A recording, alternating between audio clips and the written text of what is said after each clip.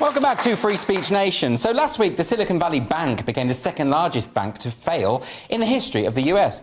The bank has been taken into government ownership and its holding company has filed for bankruptcy protection in a turn of events which will have worldwide implications. The British arm of the bank has been taken over by HSBC.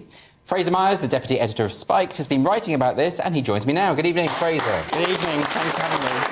Now, some people won't know what's going on here. Can you talk us through what has happened? Yeah, so Silicon Valley Bank is the most important bank in the tech scene. And, you know, big tech is obviously the most important part of the US economy nowadays. You know, it is not quite a majority, but it's a huge part of where, you know, the world's money is going.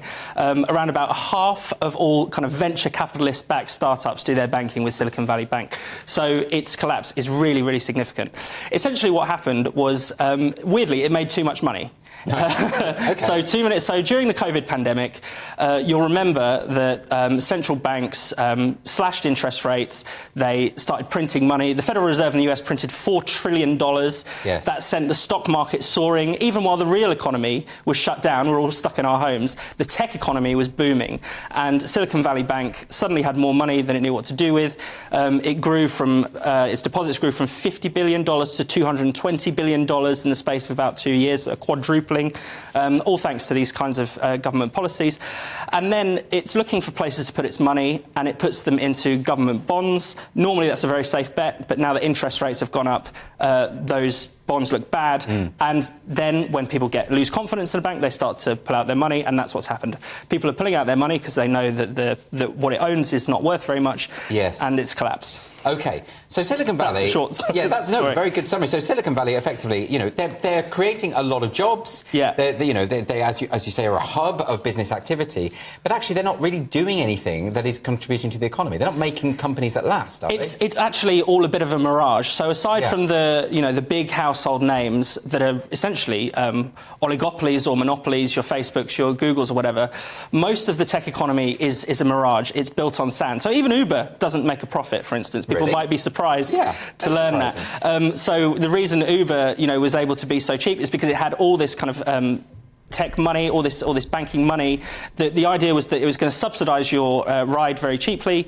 It would kind of kill the competition. It would kill, your local cab firm, and then they'd be able to raise the prices again. Yes. So there's lots of these kinds of weird strategies going on in the tech world. A lot of the companies don't really make products that are that innovative, but they are selling a dream in a sense. They're always selling. So Uber is not, as an example of something that's not profitable, but it was going to give us the sharing economy. Yes. AI. Everyone is, orgasming over AI at the moment. People have been playing with ChatGPT. It's quite fun, but it's often wrong. And very often wrong. There's a lot of even worse AI products out there. Google's AI product made a mistake about the moon landing, and it's cost Google $100 billion in kind of share losses because it made this very public mistake. Wow. Bing has an AI, Microsoft Bing has this AI called Bard, and it's been insulting its users, it's been threatening them, it's been blackmailing them.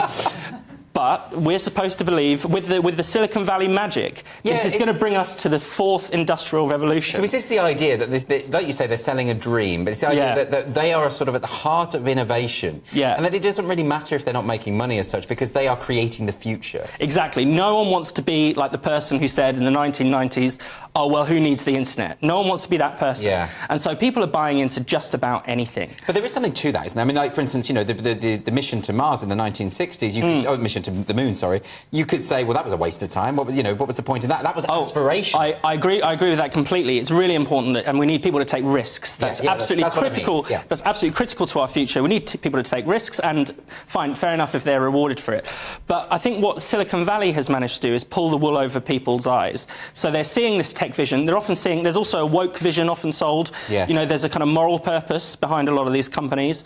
So if you think about Sam Bankman-Fried, people might know him, this sort of the king of crypto, who was wooing Tony Blair and Bill Clinton. He had this philosophy called effective altruism. Yes. So he wasn't just selling a product, he was selling a kind of woke politics too. And that means that people lose their skepticism. They stop asking the reasonable questions of actually, okay, so how does this make money? What does the product actually do? A lot of the time, there's no product at all.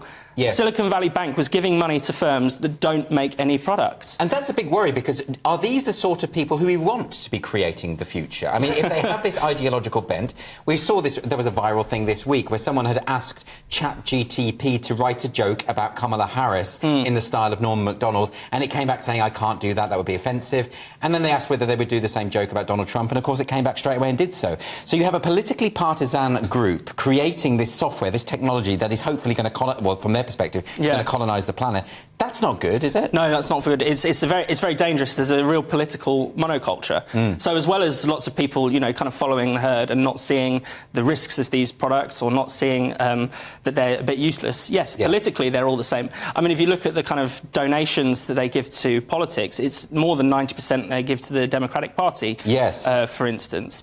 And Silicon Valley... definitely left-leaning, I mean, without a doubt, And Silicon Valley Bank, which failed, you know, was very big on diversity, very big on this environmental, social and governance stuff. And in terms of diversity, it had a very diverse board, ticks all the boxes in terms of race, gender, sexuality. On its board of directors, it only had one person with top-level experience in banking. Wow.